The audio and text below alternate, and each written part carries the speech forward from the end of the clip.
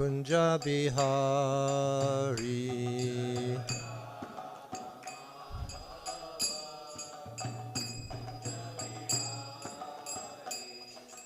Gopi Janavallabha Girivardhari.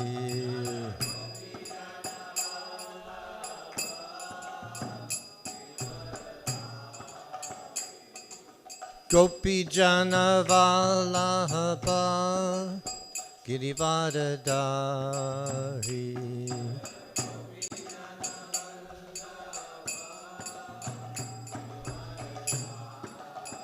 Yashodanandana Brajajana Ranjana.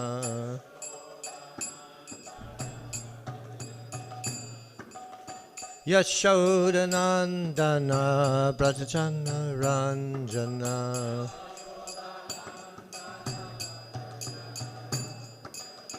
Yamuna Tira Vanachari.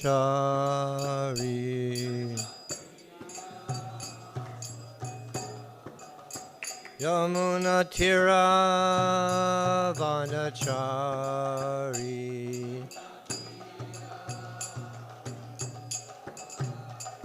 Jaya Radha Madhava Kunja Bihari.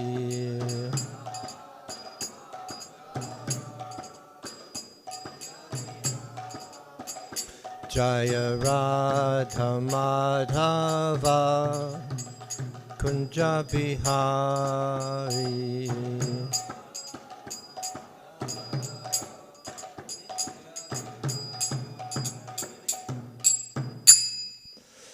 Jai Prabhupada. Jai Vishnupada Bhavanta Padivadakacharya Siddhartha Shri Srimad His Divine Grace A.C. Bhaktivedanta Swami Srila Prabhupada Ki. Anatagoti Vaishnava Vrinda Ki. Namacharya Shahadidas Thakur Ki. All glories to the assembled devotees. All glories to the assembled devotees. All glories to the assembled devotees. Jai. Om Namo Bhagavate Vasudevaya. Om Namo Bhagavate Vasudevaya. Jai, Hare Krishna. Can I ask one favor? Can you turn off this light right here? It's too much light. I'm light sensitive, so lights bother me. Yes, that's much better. Thank you. Thank you for all the flower garlands and the nice welcome. I always feel a little bit shy, sitting on this very fancy, throne. It's like a king's throne, I'm not a... in the old days, we never sat on these chairs, that was only for Prabhupada, I remember Vishnu Jan Swami. He was like the purest of the pure, senior Vaishnava, Vishnu Jan, one of Prabhupada's, foremost disciples. And even in those days, back in the early 70s and 60s, the sannyasi would sit on a little, cushion, like this Prabhu behind us is sitting on a little cushion. Sometimes, or you're sitting on, that was the biggest, So when we get, these are like, this is something new. After Prabhupada departed, this introduction is, I'm not qualified, so thank you, but I always feel like, why should I be sitting up here? Let me sit down there, right? You sit up here, right? Seriously, because this is a very exalted, I'm not Sukadev Goswami, okay? I don't know how some of you might feel about that, but you see, this is a new introduction after Prabhupada departed. You can see I'm kind of against it, but what can I do? So I actually made a vow. This is a very interesting story. I used to be the temple president in Gujarat, in Ahmedabad. Yashomati Nandan Prabhu was the regional secretary, and of course Gopal Krishna Maharaj, he was the GBC. That was in 1979 to 1983. And after a few more days, Basu Ghosh Prabhu, I think all of you know Basu Ghosh, right? Basu Ghosh from Gujarat. Can't miss Basu Ghosh, he's quite the talker.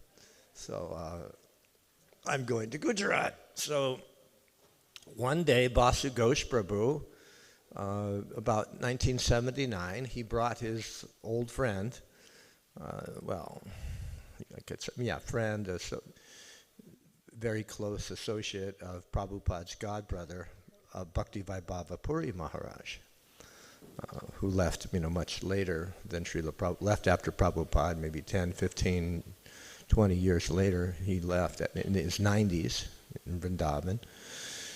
So Bhaktivaibhava Puri Maharaj, Basa Ghosh arranged at Ahmedabad to give a Bhagavatam class. Okay? And so in the room, there was the Vyasasan for Prabhupada, a Vyasasan for Tamal Krishna Goswami, Jayatirtha, Kirtanananda. We had 5 Vyasasans in a small little living room. It was a house on the banks of the Sabarmati River. This was way before the present Ahmedabad temple was built. And he refused to sit on the guest Vyasasan, just like this. He said no. He would not give the class sitting on this Vyasasan. And so then we brought him a cushion. Not like the ones you're sitting on, but about this thick, nice red velvet colored fabric. And he wouldn't sit on that. So what to do? And then we brought him like a small cushion, like the one you're sitting on. He said no. Then we brought him a brand new folded grass traveling mat, the kind that they used to have, very attractive, made of grass. He would fold it up and we'd take that on Sankirtan or whatever in the bus. No. He gave class on a torn straw mat. Then I said, from that day forward, and it's true, I didn't actually, this is like the first year I've ever sat on these thrones due to that example. I wouldn't give class in Vrindavan. I lived in Vrindavan for like 15 years. And I never gave class for that reason. Once I had a discussion with Indra Prabhu, Indra Prabhu, who passed away of 24-hour kirtan, he agreed with me. He said that, we shouldn't sit on such an exalted throne unless we're, advanced Mahabhagavat, pure devotees. It talks about this in the first volume of the Srimad Bhagavatam. Now, speaking of the Srimad Bhagavatam, we'll leave that subject for now. I was asked to talk about book distribution, and Panchajanya Prabhu and Prabhu Vice President Hridai, what's his name? Vice President of ISKCON East of Kailash, Sadhu Prabhu. So he asked me to talk about the 12th canto, 12th verse. So we'll do that, and that's just a second here. I have it here. Oh, Krishna. Let's see here. I've got to get back there. Okay, Srimad Bhagavatam. Yeah, 12th canto, 13th chapter, 13th verse. Okay?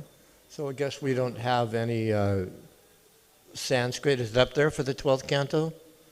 That's what he told me to speak upon, but that's okay if it's not there on the board. Is it on the board? The 12th canto, 13th chapter, 13th verse, correct? Okay. Okay. Proshtapatayam purnamasyam hemasimha samanvitam tadati yo bhagavatam sayati paramam gatim Proshtapadyam purnamyasyam hemasimha samanvitam dadati yo bhagavatam sayati paramam gatim Proshtapadyam purnamasyam hemasimha samanvitam dadati yo bhagavatam sayati paramam gatim.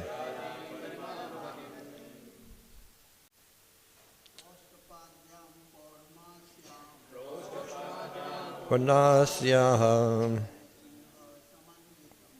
Usimavitam.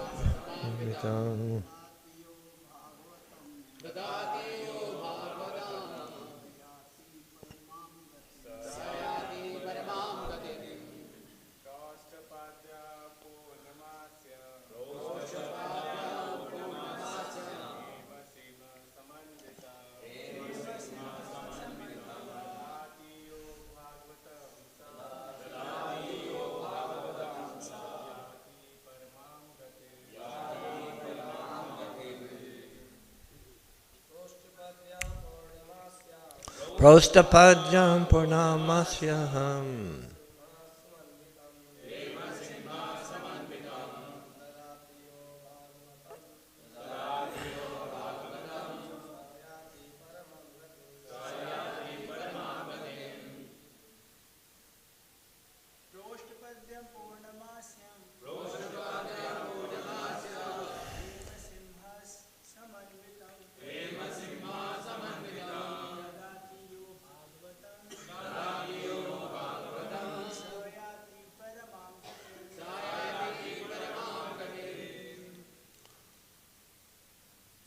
Matajis.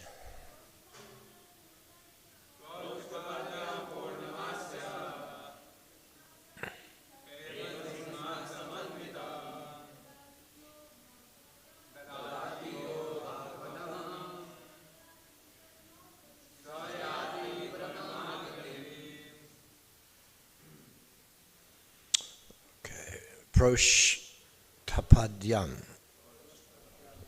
Proshtapadyam.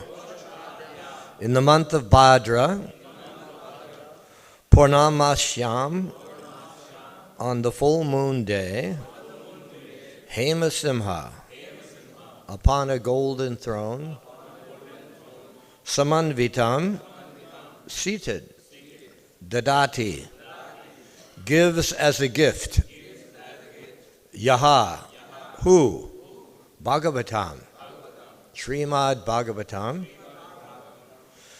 Saha, he, Yati, goes, Padamam, to the supreme, Gatim, destination. Translation: if on the full moon day of the month of Bhadra, one places the Srimad Bhagavatam on a golden throne and gives it as a gift, he will attain the supreme transcendental destination.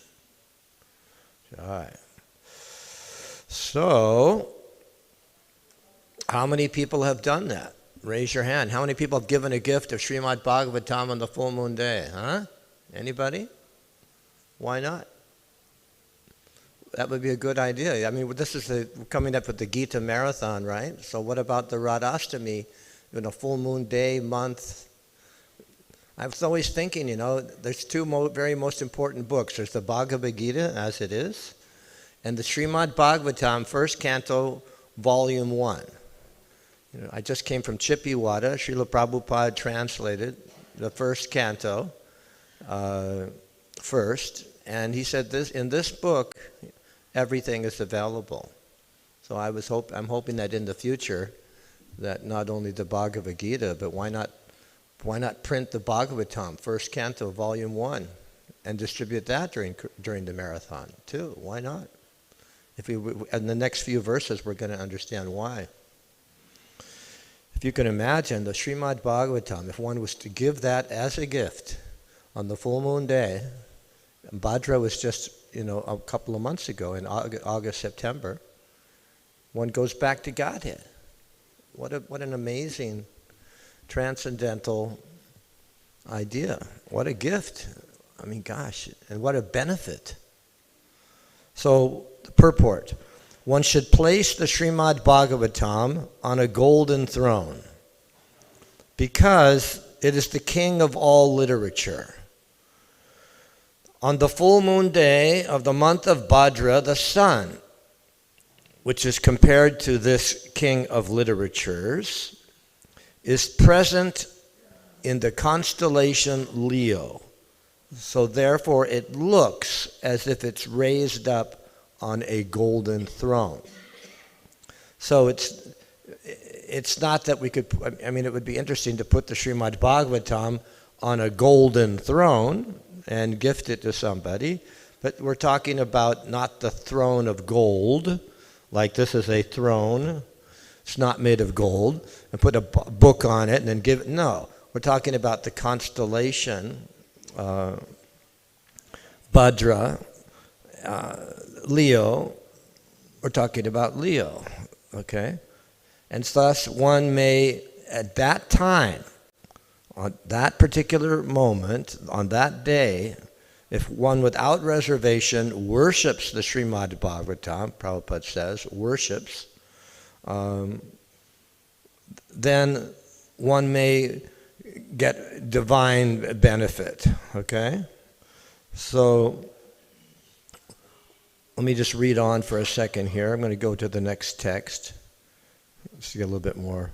So, of all the Puranic scriptures, this is text number 4, this is the next text, number 14, as long as one is in the assembly of saintly devotees, only as long as that great ocean of nectar, all other Puranic scriptures shine forth in the assembly of devotees, only as long as the great ocean of nectar Bhagavatam is not heard. Other Vedic literatures and other scriptures of the world remain prominent until the Srimad Bhagavatam is duly heard and understood. The Srimad Bhagavatam is the ocean of nectar and the supreme literature. By faithful hearing, recitation, and the distribution of Srimad Bhagavatam, the world will be sanctified, and all other inferior literatures will fade into a minor status. So this is the importance of the Srimad Bhagavatam. It is the golden book that should be distributed. And of course, Prabhupada says in another verse here, regarding the hearing of the sacred books, in Bhagavad Gita, chapter 9, text number 2, it is stated that especially the process of executing devotional service by hearing the Srimad Bhagavatam or the Bhagavad Gita from realized souls can one understand the science of Krishna.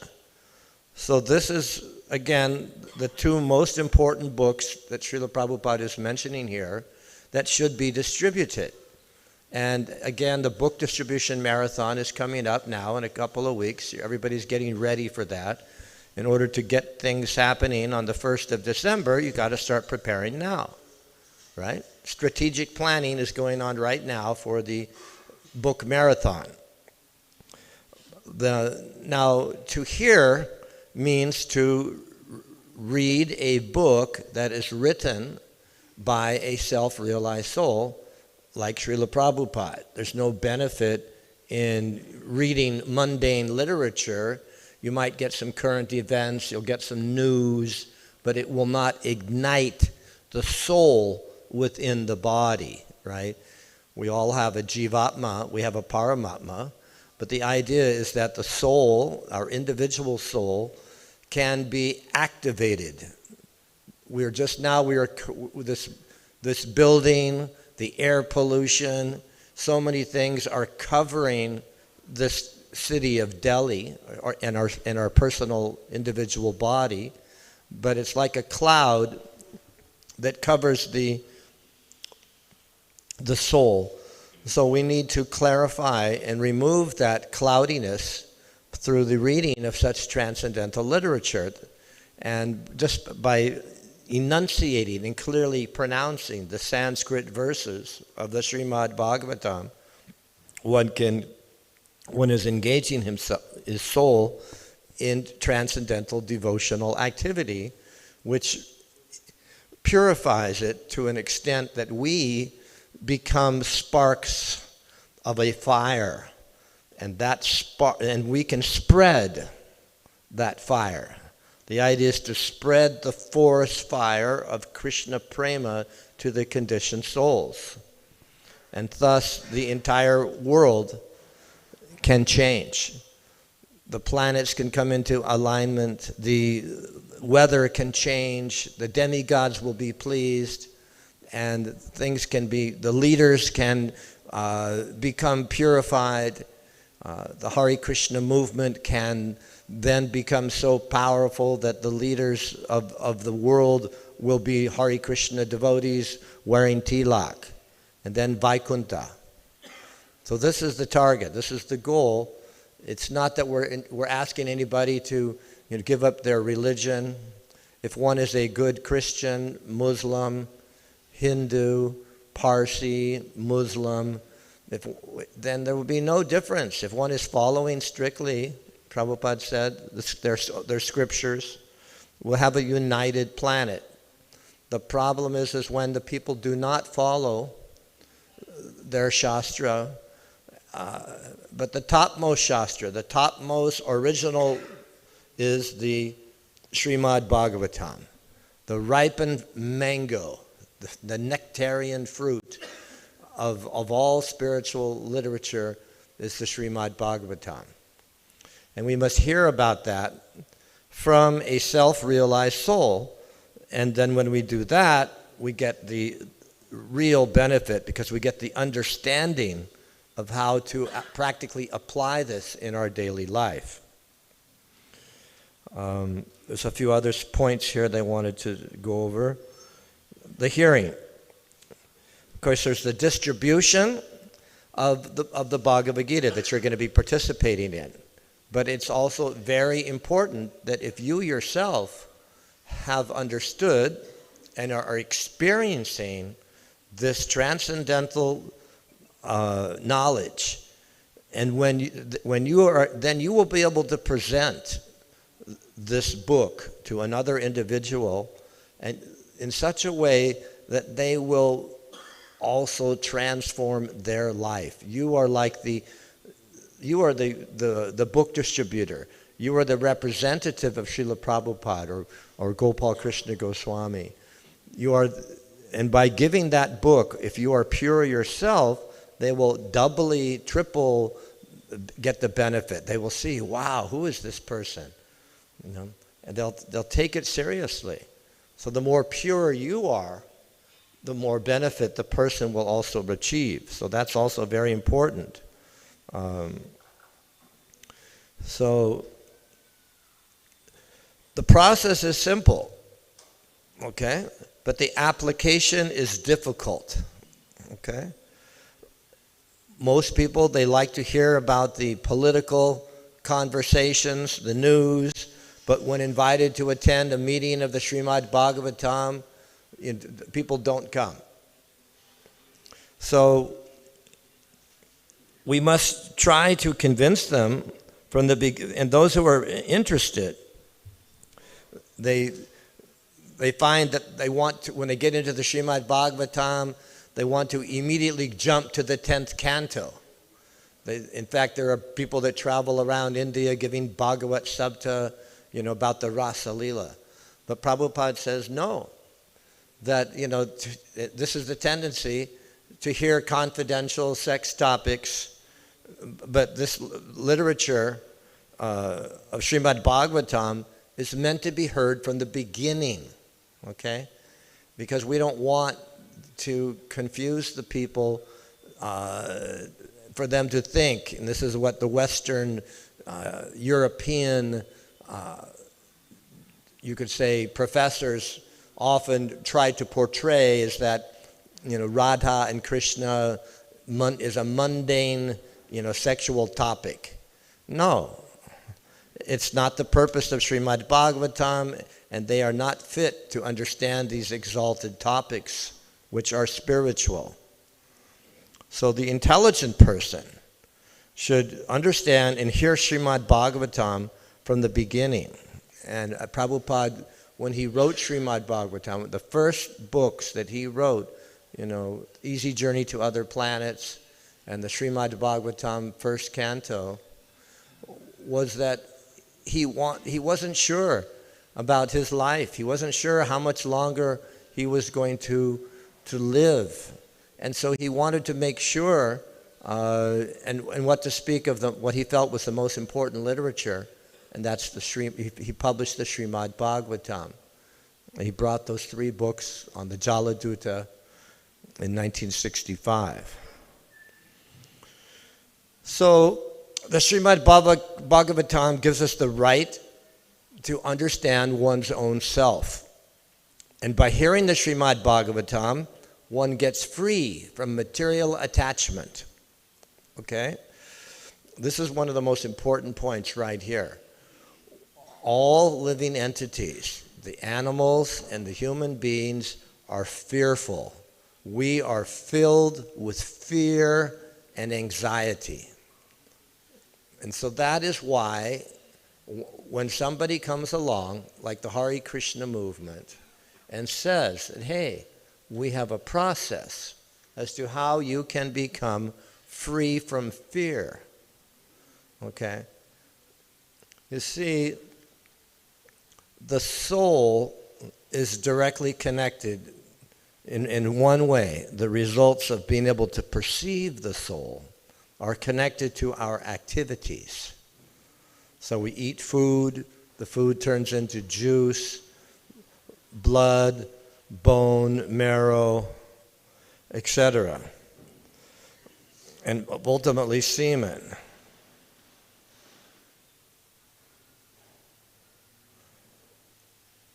Okay, 1 minute, I just got it. Okay. The temple commander just texted me. Anyway, so, and when the semen, or the vital essence of a man, is lost, the essence of our food grains, then the darshan of the Lord goes bye-bye. So the fear enters, okay? One becomes fearful. So the science of Krishna consciousness, the science of the sadhus, is the practice of celibacy. In fact, we'll read on later that in the beginning, the 4 Kumaras, the first children of Lord Brahma became so angry when they refused. No, Daddy, we are not going to have children.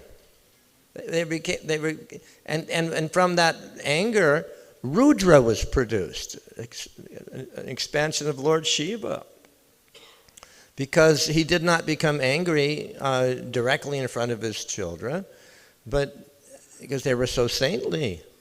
You see, they understood the purpose of life. So, in this way, the fearfulness that we all experience can be, the anxiety will go away if we simply follow this simple process that is given. But it's not that easy, okay? Most devotees have to get married because they're not able to follow the simple instructions that the 4 Kumaras realized as little children and understood. However, if one can avoid married life, if one can be a sadhu and a brahmachari for his whole life, his life will be successful. And that is the whole purpose, how to be successful. Why? Because then the animals, the planet, everything will go in sync and the world will transform into Vaikuntha. So, Prabhupada says here that this material world is filled with fearfulness. Its prisoners are always fearful, as within a prison house. In the prison house, no one can violate the rules of the jail. And violating the rules means what? It means an extension of that existence in the jail. So, you want to stay on this earth planet? You want to take a birth as a dog, hog, camel, or ass? Okay, go on and join. Rascal. I'm a rascal. We're all rascals. But the purpose of the Hare Krishna movement is to stop being a rascal. Everyone in this material life, in all species, are full of anxieties, either breaking or even without breaking the laws of nature. Liberation or mukti means relief from these constant anxieties. So when we go out and we distribute this Bhagavad Gita to the conditioned souls in Delhi, you're giving them a chance to get out of this animal existence. Right? Two-legged dogs, that is our current situation. Right? Dogs, hogs, camels, and asses. What's the difference? This day now it's, as one sannyasi, Satyananda Swami, said a few years ago, it's not MVT, it's MTV. So, MTV, music television. So that's the current situation, you know. Young, former, covered head, the women would cover their heads with saris, and wear the kumkum, and very chaste women. Now it's mini skirts and cigarettes. Welcome to Delhi, Calcutta, Bombay. It's more American than Delhi has become more American or more modern than New York, And everybody wants to go to America, They're complaining now that Trump is charging too much money to get your visa. Trump's bogus because he's charging you too much money. Well, he's a very clever character, you see.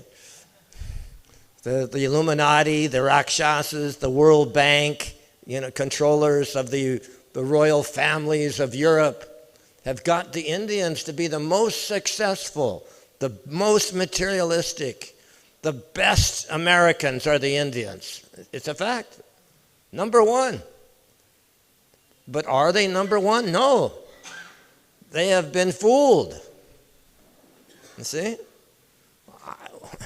Here I am, I was fortunate, of course, as a child to grow up in a good family. I had a little ski boat on the freshwater lake and so many friends and, all that, But I didn't join the Hare Krishna movement to get a green card. How many are joining the Hare Krishna movement to get a green card? A lot. Still it goes on. We know that. Drive a taxi in New Orleans, After doing some, work a little bit in the Hare Krishna movement for a couple of years in America and then, get a green card and take off.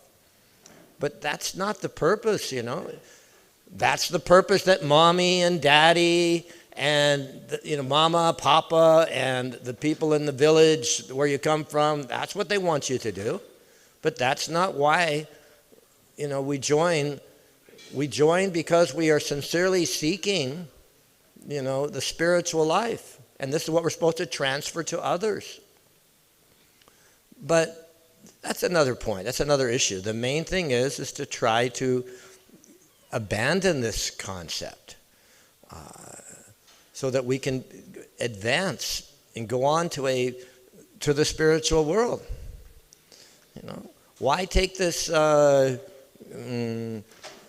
chance of birth again in this? There's no chance. I mean, there's a small chance you might take birth again as a human being, but not. Maybe you'll take birth as an animal. Maybe you'll go to a hellish planet. Maybe you'll become a worm and stool. I remember Prabhupada on a morning walk, he talked about one very famous politician of India. He said he's in Sweden now as a cockroach in the commode, meaning the toilet. So why do you want to take that chance? So therefore, to give up this idea can be achieved through constant activity in spiritual life. That means day by day, every day, Bhaktisiddhanta Prabhupada, spiritual master, talked about waking up in the morning and beating his head with chappals, slapping his head. Nonsense, Maya, get out of there. Let me get up, let me go to Mangalartik, let me chant Hare Krishna, because every day these thoughts of enjoying like the dogs, the hogs, the camels and the asses will enter your mind, and it becomes overwhelming. But as we chant purely, this process of engaging in devotional service, distribution of the books, engaging in the deity worship, hearing the Srimad Bhagavatam, we can become very powerful, and we can experience the pleasure of this activity. And when we experience that, because we're all basically pleasure seekers, hedonists, when the pleasure of spiritual life exceeds the pleasure of the material life, then we spit at the thought of engaging in it, because we are experiencing something better. And that's what we need to do. Okay, so what else? In a few more minutes we'll have questions and answers here. So the Lord and his associates appear on this earth to help the administrative demigods to eradicate the burden of the world. So people like Srila Prabhupada are sent here by the Supreme Lord, Sri Krishna, to assist the demigods. We can see the current situation. Unfortunately, somehow or other, the Delhi has become the most polluted. It's number one in the world for air pollution problems. I remember about 40 years ago approximately, Charan Singh said, the only solution for Delhi is bicycles, no cars. But now every year, the price, they have very inexpensive cars. You can buy an electric auto rickshaw for 3 lakhs. You think you can even get a car for a couple of lakhs. So people can afford. And just like it took, just to go 10 kilometers from, east of Kailash to here, it took like an hour due to the traffic. Crazy. So what to do? Metro is a good idea. More metro. I just don't know what's going to happen. It's like, and Vrindavan, oh my God, I can't believe it's become like a carnival. I just wanted to go from the temple and didn't want to go shopping, didn't want to go anywhere, just get back to my room, get away from these crowds. It's so crazy. Right? Ever felt like that? In Vrindavan, it's like, what happened? I mean, in 1974, when I first came to, Delhi, my first job in ISKCON, India. In January 1974, I came to Ananda Nidiketan. That was where our Hare Krishna temple was in Delhi. And sometimes, very rarely, I was the secretary to the temple president. We would jump on the train, to go to Mathura, or on the train that goes to the slower train that goes to Chatikara, third class, unreserved, and my job was to get the seat, right? So I had to beat the coolies. Have you ever tried to outrun a coolie? Well, I had to do that. That was my job. So I had one book bag, and then I had a Samsonite briefcase with a preaching kit in it. And Tejas was the temple president at that time. Tejas, he was the president before Gopal Krishna Maharaj, and that was really exciting. Run, get on the train while it's still moving, and push the coolies out of the way. Jump up on the top berth, right? Wooden berth. Get up on that top berth, right? It was a wooden bench, and lie down. Put the luggage there, and nobody else could, And then the temple president would, wait till the train stopped, and he'd get on. He saw what bogie I got on. But then we get to Vrindavan, to the Krishna Balaram Mandir. No, there was no Krishna Balaram Mandir. It was under construction. I was in Delhi, working with the government, with Tejas, to get the permission to build all different aspects of Vrindavan, Mayapur, Juhu, etc. That was my job. And when we came to Vrindavan, very rarely, it was amazingly remote.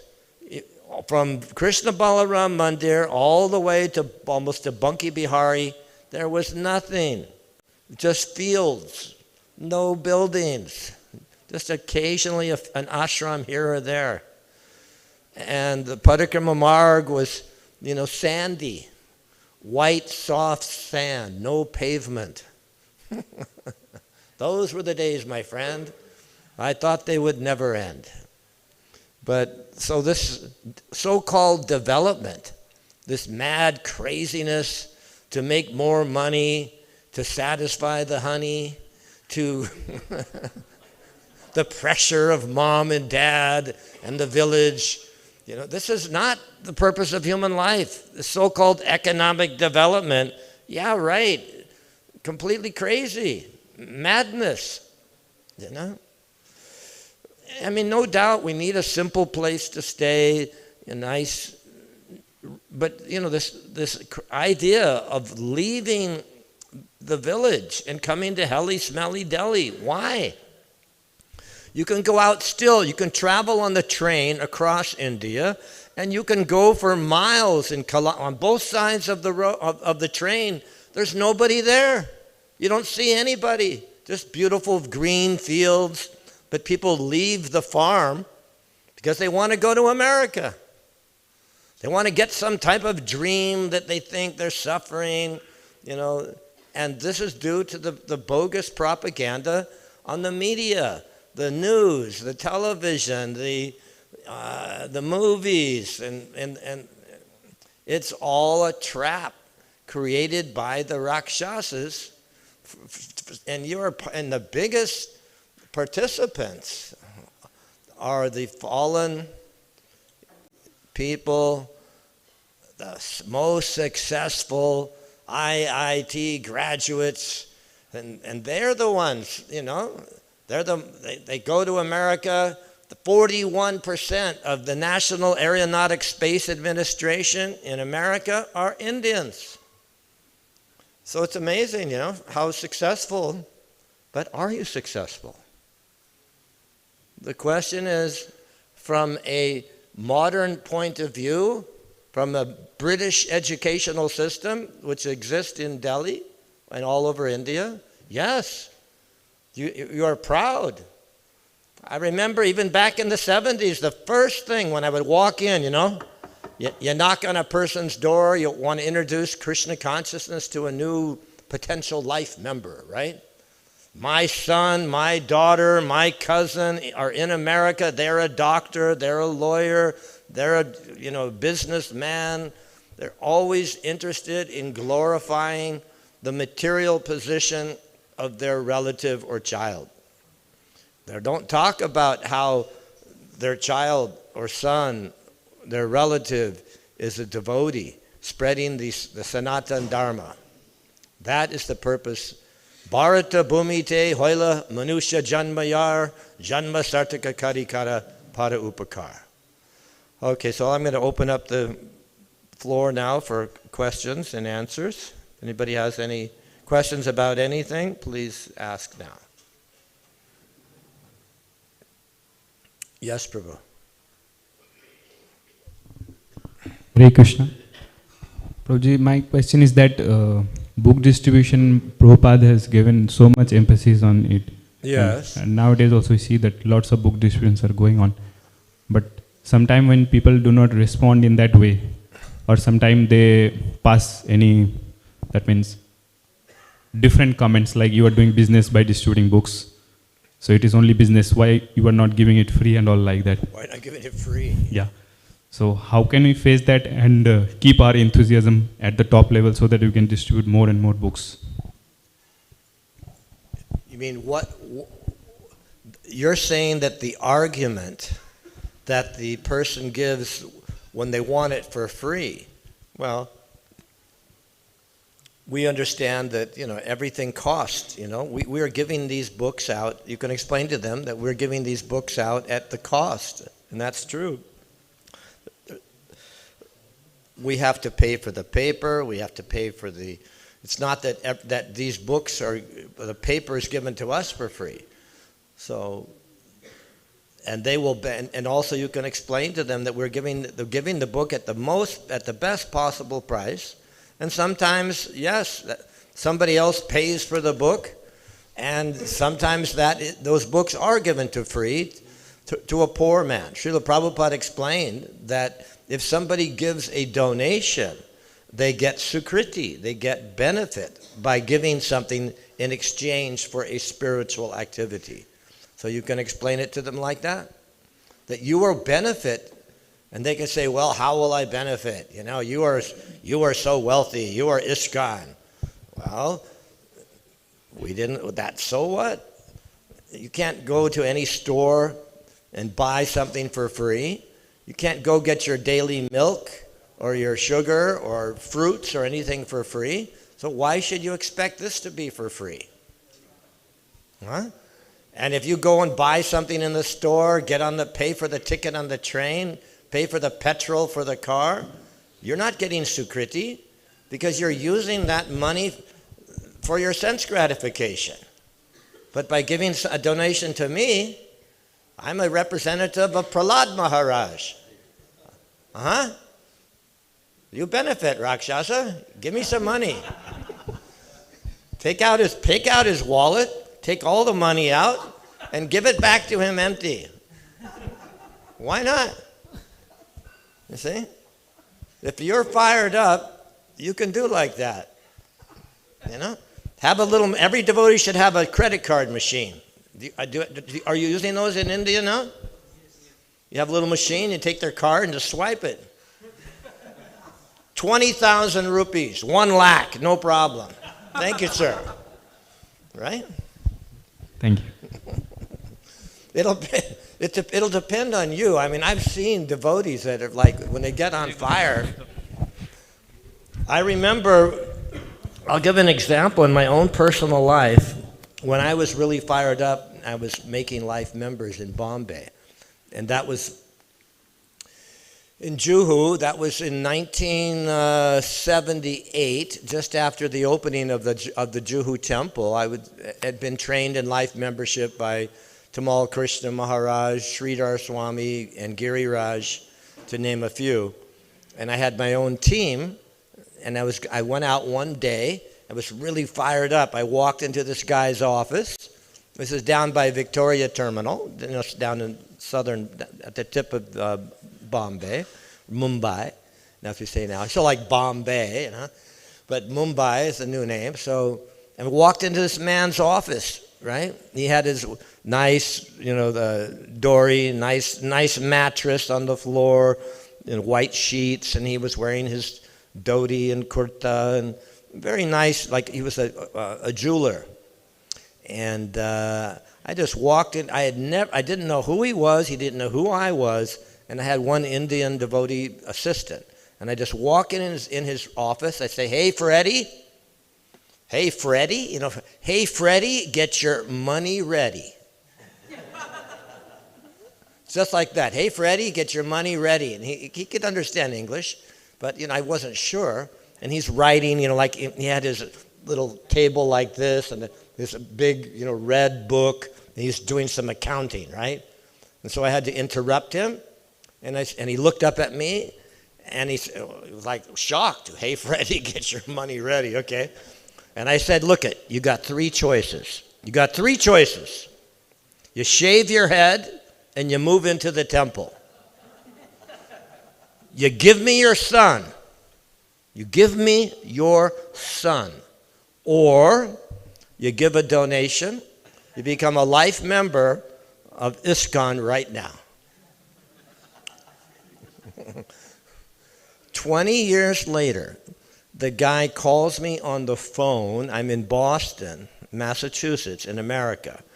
And he's in his deathbed. And he said, "Abhinandan, I had to call you to let you know I became a full-time devotee." And he said it was because of you. It was because of that attitude. So that's the secret. It's like when you get on fire by following and praying and chanting, then you become, like a Superman. So that, I guess that'll help you. So that's the secret, to try to become pure, and then the books will fly out of your hand without any difficulty. People will just want to give. They'll want to help you. See, there's that one little, ever seen that little boy, Bhakta Bhagavat? Little Indian boy. He's like a little Prahlad Maharaj. So he's got like 3 million followers on Facebook. So somehow he's got that Shakti and people love him. So that's what we need to become like, little Prahlads. Any more questions or comments, please? There's no, yes, Mataji? You have a microphone for her?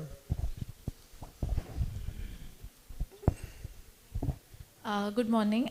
So I had a question. For example, like you mentioned that in the education system, lots of students go through a lot of anxieties. Right. So as a student myself, would like some advice on how when you have exams coming up or you have the pressure to do well or do good or all of those reasons. So how can we at those times be peaceful and be detached from the result and not have the anxiety during those times? Mm-hmm.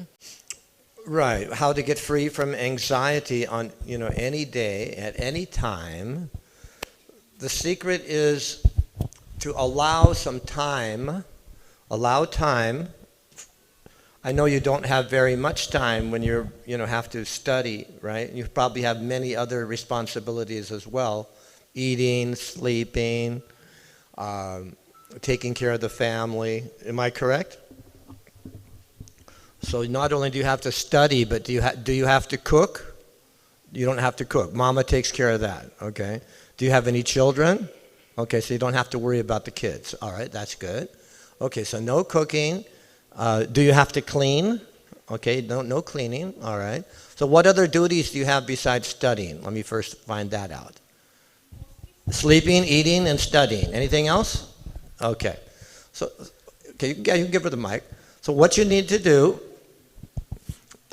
and how much television or when you're taking a break from television. Taking a break from TV. Internet, at the moment. Okay, and how about talking to friends on the phone or reducing it a lot. Social media? Reducing it a lot. A lot, okay. So what you need to do is simply allow, let's say, 1 hour in the beginning where you concentrate on chanting Hare Krishna and reading spiritual book like Srimad Bhagavatam, first canto, or the Bhagavad Gita. And you do you have a bead bag? Do you have a mala? So do we have a japa mala here? Okay, give her one. From the shop. Oh, you can they don't cost too much, right? How much do they cost? They'll give you one, see? So go get one. Give it to her right now. My name's Abhinandan. Abhi means Abhi.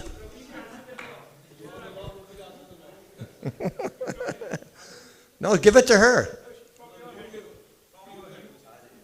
All right. Okay, I'll bless this. Okay, wow. This needs a little ironing, right? And there's your mala. So now you come here. There's a secret. Okay, there you go. Hare Krishna, you're welcome. Hare Krishna. That's all right. So now do you know how to, now you have to find there's like a little head bead. This is called the head bead. This is the Krishna bead. What's your name? Piyasa. Priya? Priya, like Priya, with an Asha. Priya Asha. Okay, so you'll see that your beads are a little bit smaller, but there's going to be a Krishna bead. This is called the head bead or the Krishna bead. And you take your thumb, your right hand, your thumb and the second finger, not the first one, and you put your fingers like this, and you go Hare Krishna, Krishna Krishna, Hare Hare, Hare Rama, Hare Rama, Rama Rama, Hare Hare. And it's important to, like, you can get do you have a mantra card? Any cards or with a mantra on it? And that's what I used to do. I used to put, like when I first started chanting, I would put the card in front of me, because that way you can memorize it very easily. And you chant slowly in the beginning, very slow. And gradually you increase the speed, slowly, slowly, so that you hear each syllable, okay? Now, even if you do just one mala, if you chant slowly, you will feel the presence of Krishna, and that will take away that anxiety. That's the secret, okay? Right.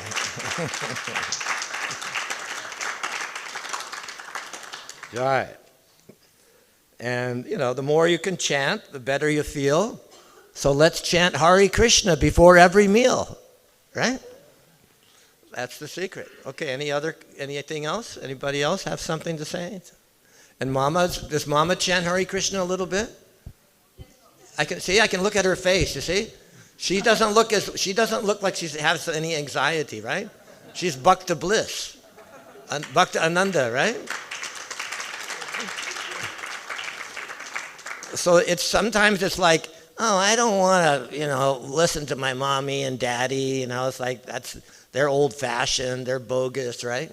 I used to think like that too. So, but in India it's different, because a lot of times, mama and papa, they can be very devotional, or the grandfather, right? Grandfather, dada, ba, dada. Is ba? You say ba we use in Gujarati. Do you say ba in Hindi too? For grandmother? You say dadi. And dada? Dadi and dada.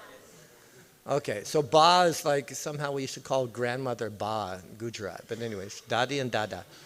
And you'll find a lot of dadi and dadas that are very spiritual, right?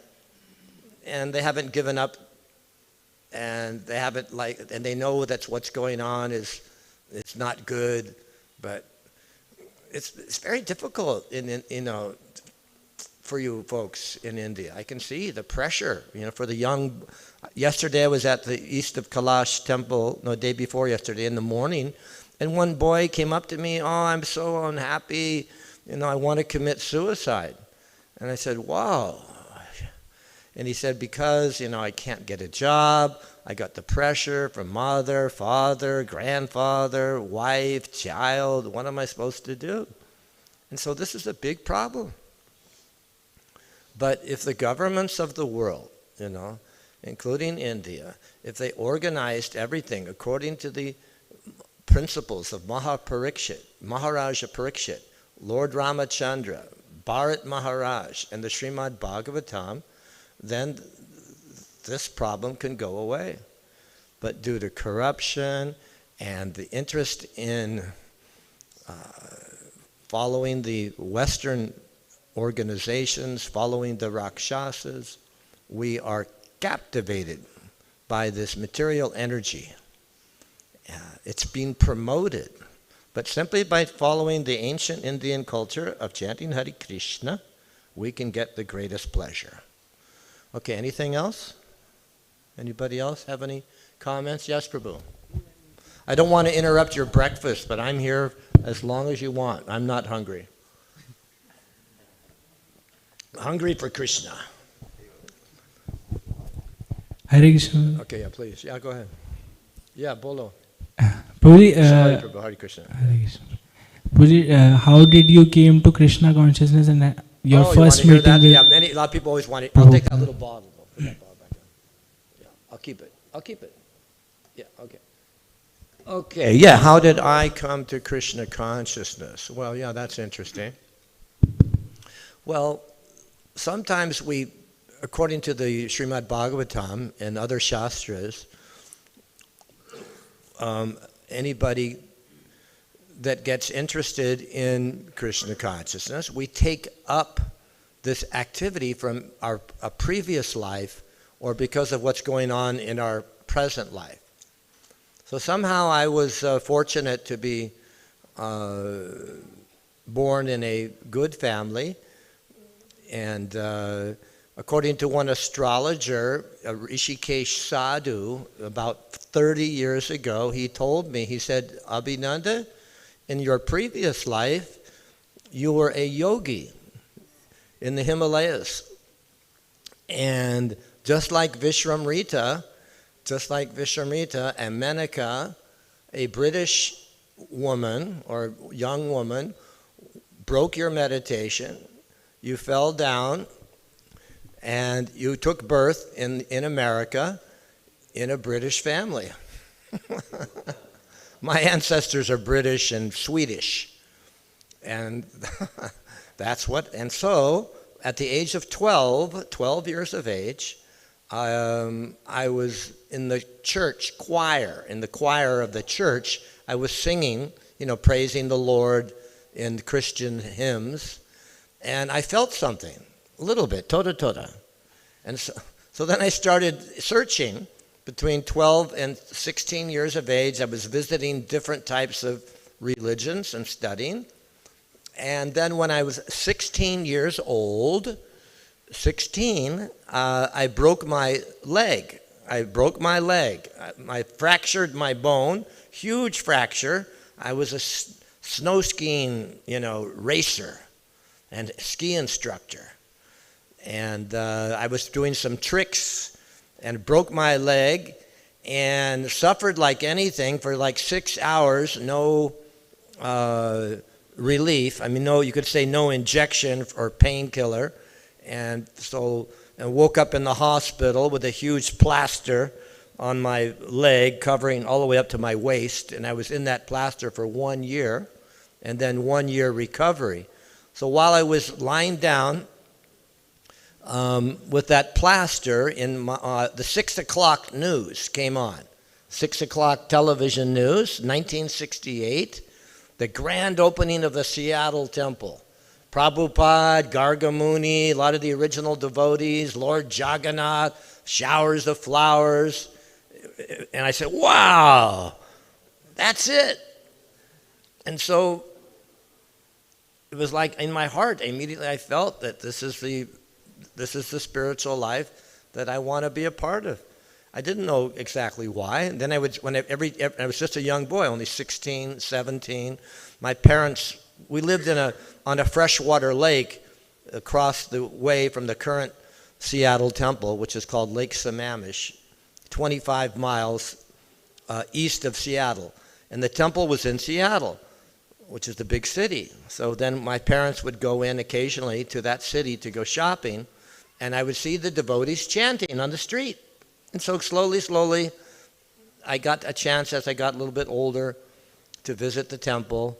And after graduating from higher secondary school, of course, I was on my own, and I could visit regularly, which I did. And okay, so for 5 years, let's say from 1968 to 1973, well, that's 5 years. I procrastinated, In 1970, when I graduated from high school, I should have moved into the temple. But instead, I went to college. And then every weekend, I would go to the Hare Krishna temple, either in Vancouver, Canada, which is close to where my university was located, on the American side, Bellingham, Western Washington State University, or I could go to Seattle Temple. And Sukadev, the president of the Seattle Temple, said, David, my name is David, you have been coming here for several years now. Get the hell out of here. I said, what? Leave. I said, what? Every weekend you come here and then you go back to your college Maya. The only way that you're going to get the higher taste is when you stop associating with your friends. Go away. And so I thought, what can I do?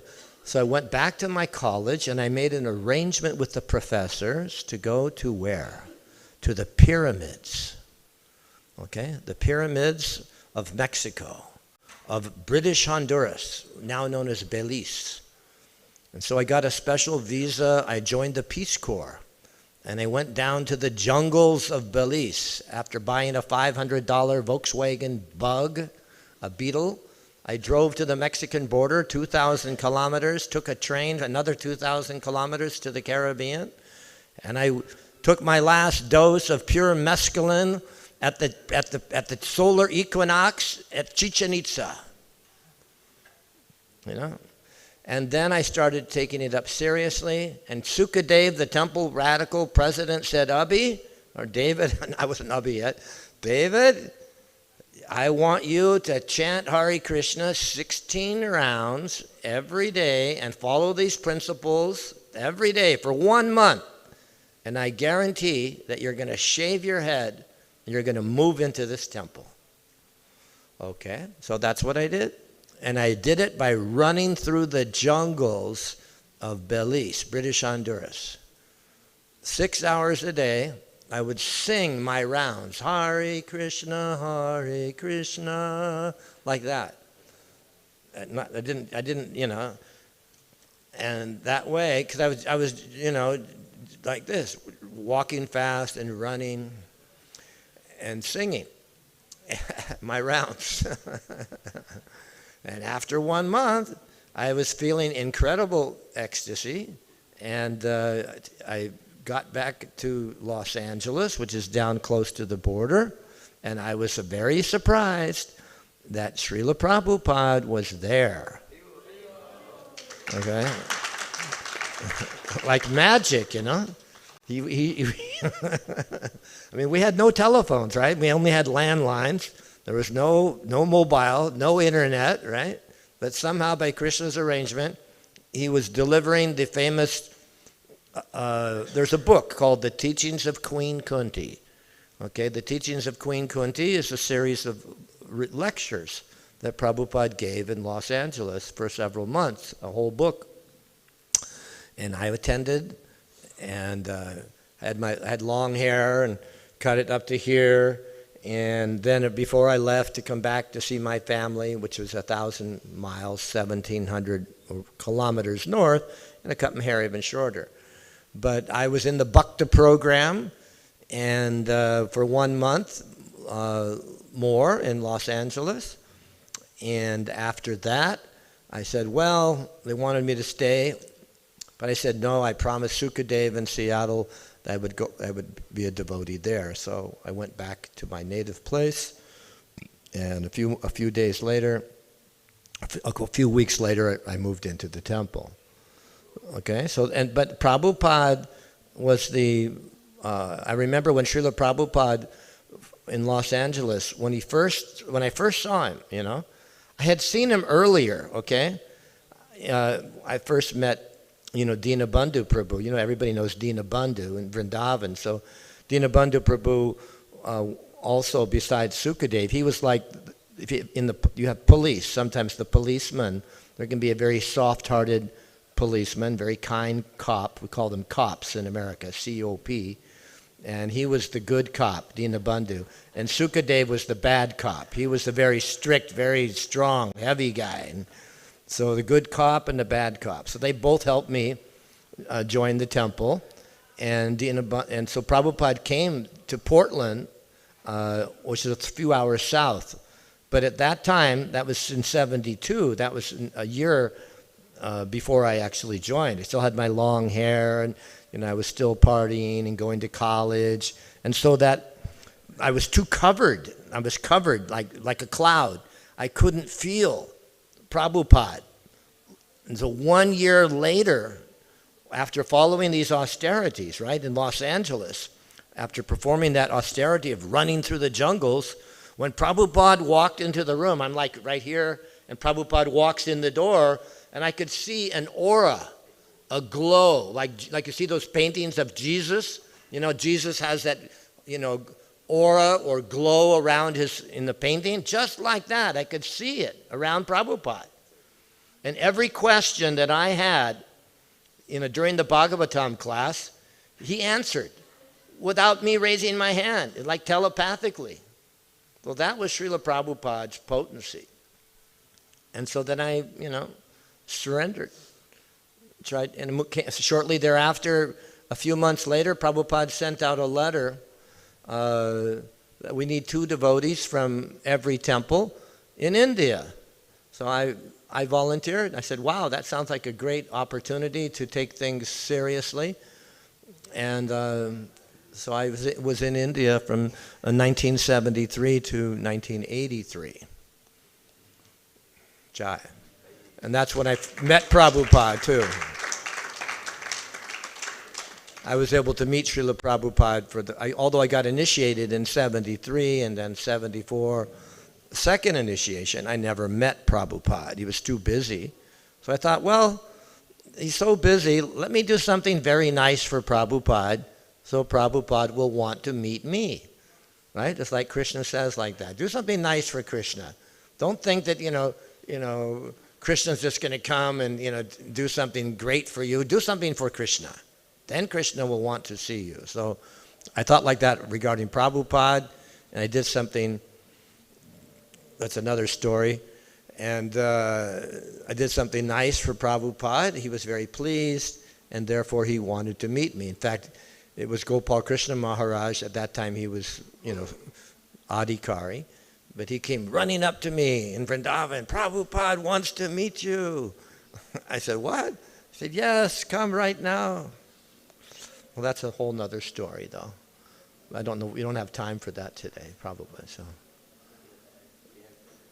you have time? Oh, yeah? You want to hear that? Are you sure? That's all. Yeah? Okay. Well, it involves book distribution.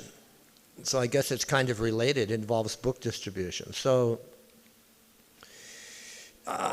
this is now, okay, I have to go back in time. That was when Gopal Krishna Maharaj came running up to me. That was just after the Gaur Purnima festival in 1976. But in 74, so I came to India in 73. 74, I started... I had an idea of, because in the United States, every week the results were posted. They were mailed out by slow mail of the book distribution, just like you get your book distribution scores and results from around, India, around the world, right? So we got those reports, and there was a new program called the Bhaktivedanta Book Trust Library Party. The library party was started originally by Srila Prabhupada. You can read about it in the Lilamrita and other historical books about Prabhupada. He put the books, the Bhagavatam, into as many libraries and institutions as he could in Delhi and other nearby cities. You can see the Bhagavatam in the National Library, 1963, Prabhupada's signature on those first 3 volumes of the Bhagavatam. Okay, so they started up this program. Satsarup Das Goswami, Bhakti Tirtha Swami, who is known as Ganesham, Mahabhuti, Sri Galim, Kalakanta, many others, Suhotra, many big devotees, some of who are gurus or were gurus, who might have passed, were in this library party in America. And so we decided, myself and my good friend Bahushara Prabhu, who lives in Berkeley, ISKCON Berkeley, we decided to travel from India and get trained up in how to do this for India. So we started this program in India called the Bhaktivedanta Book Trust Library Party India. And I wrote a letter to Prabhupada, and he liked the idea that a van be purchased by the Seattle Temple, where I was from Seattle, right? And the van could be used for our distribution of books to the libraries in India. And it could be maintained, purchased, and on an ongoing basis, because it was a program where we didn't make a profit, so the vehicle needed to be maintained, etc. And Prabhupada said, yeah, that's a great idea. But I didn't get that response, I didn't get that information from Prabhupada, although I knew he would approve of it, for 30 years later, from the Bhaktivedanta archives. We flew from India to Seattle the Seattle was the location we would receive the letter from Prabhupada with that order. But for some reason, the authorities lost that letter. So I explained the situation to the GBC in Los Angeles. Rameshwar, in charge of BBT, Rameshwar, Robert Grant, said, "Come on down to Los Angeles. I think we can help you." So we immediately bought a ticket. We flew to Los Angeles. And as soon as we arrived in Los Angeles at the airport, we took a 10-minute taxi ride. We pulled up in front of the deities. And right as we were pulling up in front of the temple, which is only 10 minutes away from the airport, Gargamuni Swami pulls up in a van. Gargamuni Das, he lives in Vrindavan, right? Brahmananda's brother. He rolls down the window. "Hey, I heard about you guys. You got a passport?" I said, "Yeah." "You got a driver's license?" I said, "Yes." "Well, we just bought 6 Mercedes vans in Frankfurt, Germany, and you got one of them." I said, "What?" Wow. And so then he had come a year earlier, had a team of men. It was called the Mayapur Chandradoya Worldwide Traveling Sankirtan Party. Gargamuni was the president of Calcutta Temple at that time, and one of his jobs was to, collect money for the Mayapur project. This is 1975. And so for 1 year, his men, American devotees, Prabhupada disciples, had traveled all over collecting 120,000, like a crore of rupees, to buy these 6 vehicles, okay? And so 1 week later, I'm in Frankfurt, Germany. And it's in the middle of winter. It's a long story, so I'm going to try to make it quick. So then we traveled by a van. I drove one of them, Mercedes vans, like these, I don't know what you call a van here. It's like a small tempo traveler. Force makes something like that now. A van that would hold maybe, 5 or 6, 7, 8, 9 people. And in that vehicle we had books and different things that we brought from America to take all the way to India. In fact, Gargamuni was so, wild in one sense, wonderful, that he thought, "I'm going to bring sour cream, that's cream from New Vrindavan for Prabhupada." So he froze that sour cream on dry ice, dry ice is, extremely cold, and we kept it frozen and took it all the way to Mayapur. And ghee from New Vrindavan for Prabhupada. But the main thing is that once we got to, it's a long story, so just to make, I don't know how much time we have, but we got to, in the middle of winter, another exciting thing that happened, there was a lorry, 50 meters long, right? 10 meters of snow on each side of the highway. The road is completely covered with snow. We have chains on the tires. We get out of the vehicle and we have to shovel snow to get around this lorry, which is blocking the highway, because the entire road is blocked. It's only this lorry and our vehicles. It's in the middle of winter. Snow is falling, and we somehow, by Krishna's arrangement, we were able to get around that vehicle, and we got down the other side of the Turkish Alps, and on the ground level, the river the snow was melting, and the river was crossing the highway. It was like this deep, and we would have been swept into the river had Bahushra Prabhu, I was driving, he was on the back of the vehicle jumping up and down to keep the traction. So 6 weeks later, after many other adventures, we arrived in Mayapur. Prabhupada was very pleased that we finally made it there. So one vehicle, Gargamuni and Sridhar Swami, they were doing life membership. Subhag Swami was there. Kirti Raj, many devotees that old Prabhupada disciples were in this program. One vehicle was for prasadam distribution. One vehicle was Harinam. One was book distribution on the street. One was life membership. One was a pandal program. and one was for putting books in the libraries. But after the Mayapur festival, the 6 vehicles left, and we went towards Nainital, stopping along the way from Calcutta, taking the northern route, and then eventually to Rishikesh, and from Rishikesh down to Vrindavan. But Prabhupada only wanted to hear from Gargamuni, who was writing letters every couple of days. He only wanted to hear about the results of the library distribution. And we were shocked when Srila Prabhupada said, stop Harinam Street, Pandal program, Prasadam distribution. I want you to convert all 6 vehicles into library party vehicles. So all 6 vehicles were then converted. I trained up, all the different men on the program in how to distribute books to the libraries. Okay, so all 6 vehicles, the name Mayapur Chandradoya Worldwide Traveling Sankirtan Party became the Bhaktivedanta Book Trust Library Party.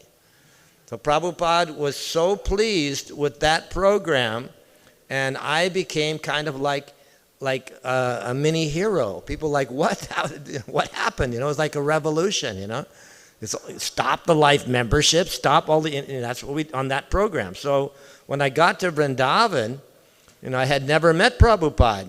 Prabhupada said, well, who's this Abhinandan? So Gopal Krishna comes running up to me where the samadhi is, right? And out of breath, like that. He had been running from Prabhupada's house, like 100 meters at least, and I was chanting Hare Krishna, Krishna Krishna, Hare Hare.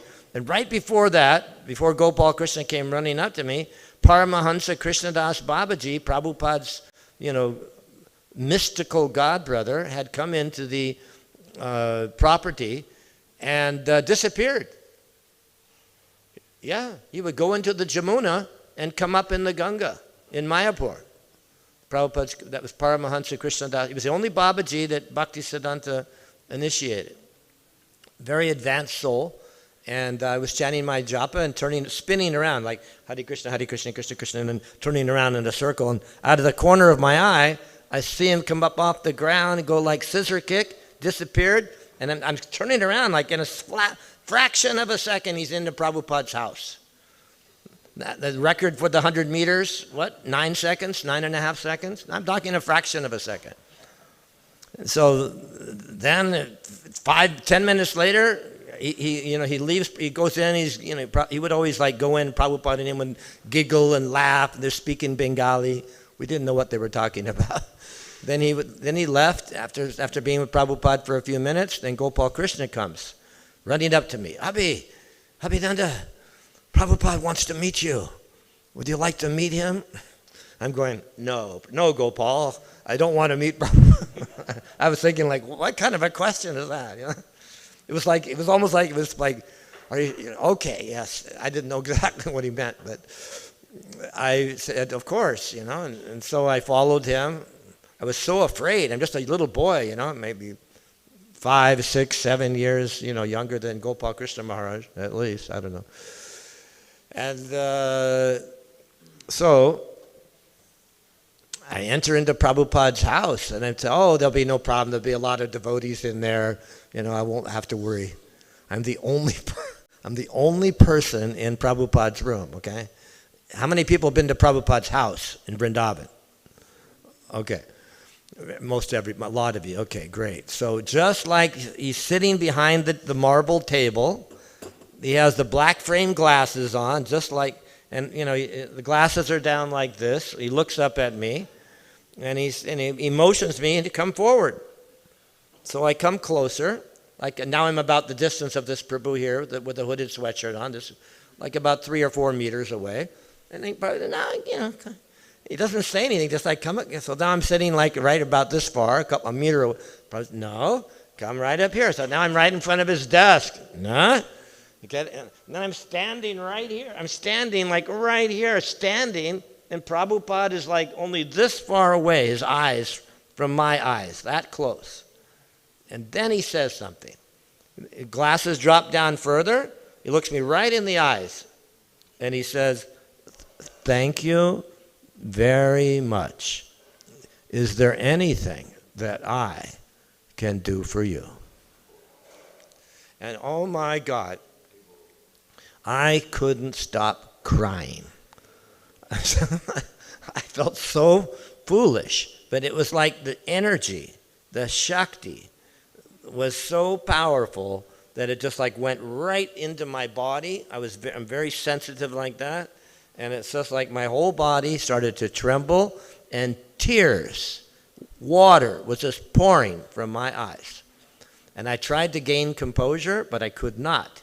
He asked me to sit down, so I sat down in front of him. I still could not stop crying. All I could do was say, I kind of like stuttered, and I told Prabhupada, no, Prabhupada, you have done everything for me. You have done everything. There's nothing you can do for me. That was I said like that, but it came out in a broken, crying English. So then I sat down in front of Prabhupada and continued to cry. So Prabhupada, folded his hands and went like this, and, you can go. So then I left. Didn't want to waste any more of his time. He wanted to talk about, strategic planning, what we could do, get to know each other. And so I never met or talked to Prabhupada after that. We just communicated, and I have 5 letters from Srila Prabhupada in that regard. Okay, so that's one story from my contact with Srila Prabhupada. Hare Krishna. Okay, thank you. Hare Krishna. Thank you so much. So you're building this is going to be like the biggest temple in Delhi, I think, when this is finished, right? Almost, yeah. Right? It will take another 2 years to. But it's going to be like, am I correct? Yeah. It looks really huge. Yes. So has the temple room been finished yet, or anything? It's just still Under construction. Well, maybe you can take me on somebody can take me on a little. Sure. Are you who's the temple president? Are you? Vice you president. are yourself. What's your name, Prabhu? Shri Gaurdas. Shri Gora. Okay, thank you, Prabhu. Thank you. Yeah. His Grace Abhinandan Prabhu Ji ki. Jagat Guru Srila Prabhupada ki. Jai. We are very, very thankful. Okay, I hope you had a good time. Very good time. Is that okay? Yeah. All right. Thank you very much. Everybody, any more questions or any whatever you like, just come up to me. And we're walking now. Are we going to have prasadam now? Okay.